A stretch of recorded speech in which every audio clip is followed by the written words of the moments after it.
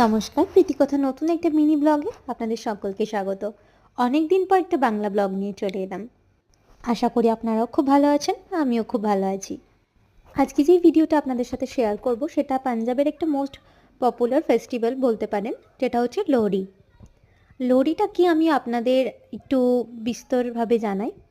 যেমনটা আমরা কলকাতায় যারা থাকি বা ওয়েস্ট বেঙ্গলে থাকি, যেটাকে আমরা বলে থাকি নবান্ন। হ্যাঁ, ঠিক এরকমই। এটি একটি ফসল কাটার উৎসব বা আড়ম্বন বলতে পারেন। এটা উৎসাহের সাথে উদযাপিত করা হয়। এটি একটি পাঞ্জাবি উৎসব যা কৃষি সমৃদ্ধিরও স্মরণ করে। এই লোহড়ি উৎসবটি শীতের সমাপ্তি হিসেবে উদযাপন করা হয়, কারণ দিনগুলো রাতের থেকে বেশি দীর্ঘ হতে থাকে।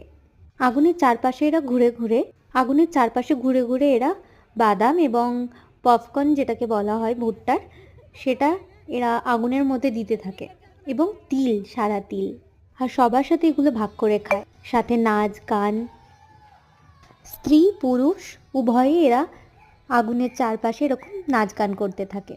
যেটুকু জানি আমি সেটুকু আপনাদের সাথে শেয়ার করলাম। আশা করি ব্লগটা ভালো লাগবে। ভালো থাকবেন, সুস্থ থাকবেন। Bye bye.